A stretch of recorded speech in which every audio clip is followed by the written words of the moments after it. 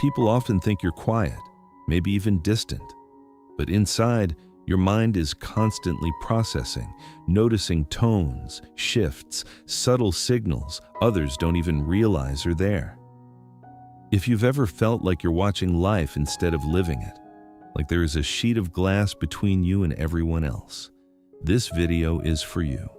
Maybe you've sat in a crowded room, laughter echoing around you, conversations overlapping like waves, and yet you feel strangely untouched by it all, as if you're on the other side of an invisible wall, observing the movement, the smiles, the subtle shifts, but never quite stepping fully into the scene.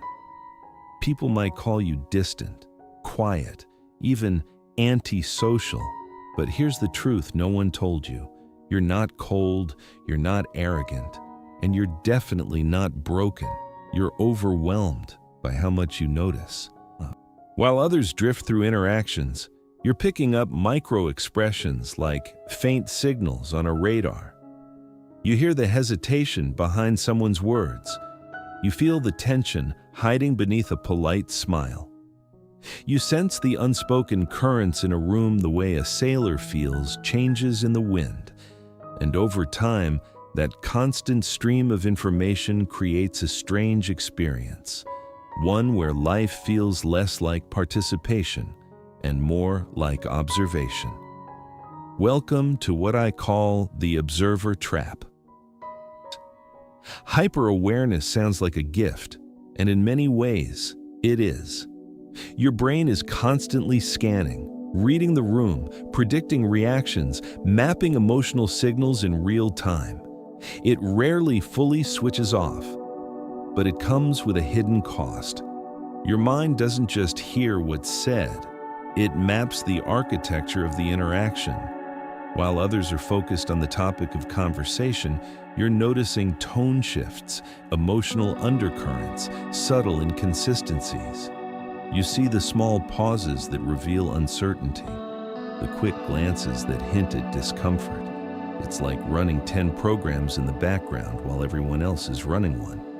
And because of that, social environments can feel like standing in the middle of a control room filled with blinking lights and alarms. You don't just experience the moment, you analyze it. You don't just hear words, you decode intentions. You don't just meet people, you read them. This constant scanning isn't something you chose, it's automatic.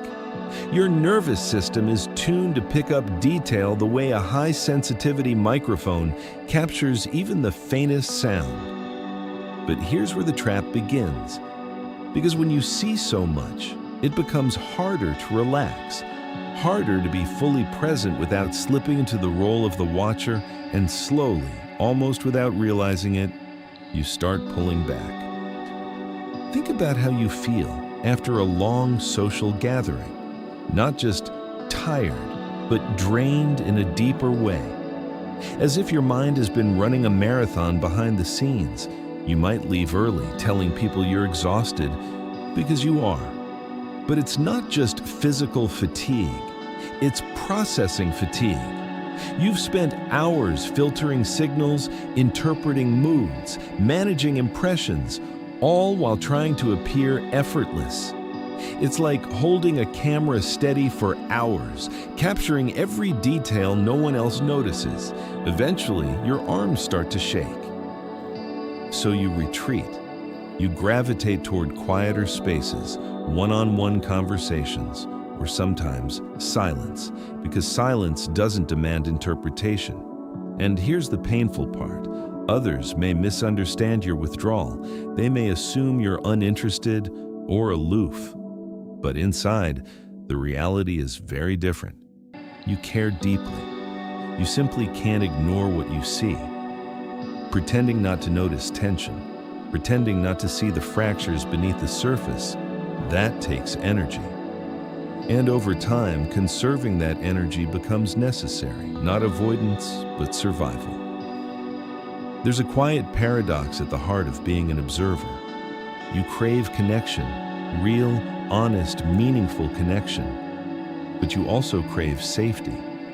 Because when you enter social spaces, It can feel like stepping into bright light after being in a dim room. Everything is vivid, every signal amplified. Part of you longs to belong, and yet another part of you remains alert, watching, interpreting. Sometimes it feels like being an anthropologist studying a culture you're technically part of, fascinated, curious, but slightly removed.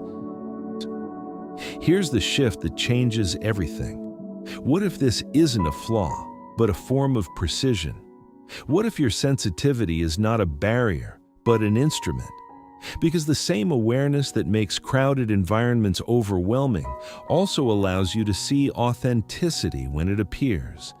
You recognize sincerity, you detect alignment, and that means you don't need dozens of connections to feel fulfilled. You need the right ones. Low stimulation connection. When you're around individuals who communicate clearly, who don't hide behind layers, something remarkable happens. The glass wall begins to fade. You stop watching and start experiencing. This is where your awareness transforms from burden to strength. You become someone who sees patterns others miss, not because you're trying, but because it's how you're wired. The key isn't to dull your perception. The key is to choose environments that don't overload it. Think of yourself not as someone who withdraws, but as someone who curates. So if you've ever felt like you're standing behind that invisible glass, know this: you're not outside life. You're perceiving it more deeply than most. You're not antisocial. You're highly aware. And being an observer doesn't mean you're meant to stand outside forever.